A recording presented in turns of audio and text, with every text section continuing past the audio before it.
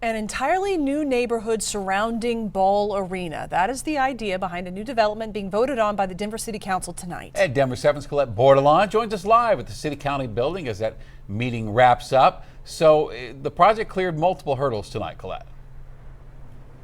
We're hoping it's wrapping up soon, Shannon. Councilors are still working very late. They need to give their approval to several different elements that make up this plan, and so far they've done that for 4 of them.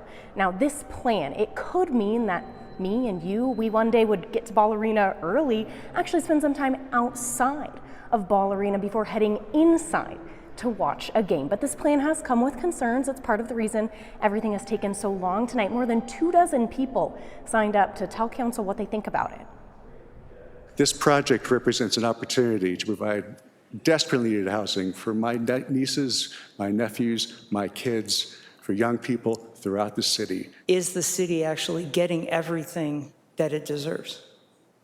Now, my concern is this is just another mega development in a neighborhood that looks nothing like any other neighborhood in the city.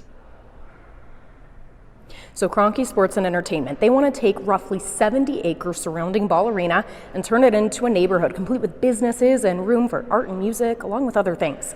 Thanks to council approving an exemption on how high they can build in that area, they're anticipating around 6,000 units to be constructed.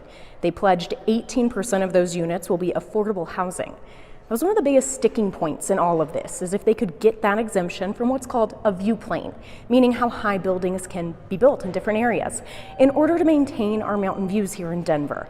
It's why one councilor, Amanda Sawyer, was the sole no vote on the view plane exemption.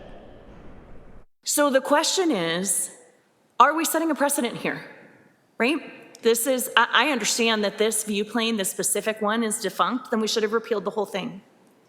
But allowing for a precedent where we are piercing a view plane, where in fact you do have a right to that view. It is in our zoning code. We're becoming more and more the mile-high income city is, and you need a mile-high income to live in this city, and that the lion's share of that is because of housing. And so those are the things that I think of when I think of modifying a view plane. So tonight, councilors have unanimously approved 3 different elements of this plan. That one with the view plane, the only no vote came from Amanda Sawyer tonight. They're working on their last vote related to this plan right now. Now, those with Kroenke Sports and Entertainment, they told me it's still really hard to say, but they hope to be breaking ground on this plan by 2026 or 2027. They also wouldn't give me an exact dollar amount to attribute to this plan as of tonight. Guys. And Colette, one question that has come up, in fact, from viewers today on this is, where are you going to park at Ball Arena?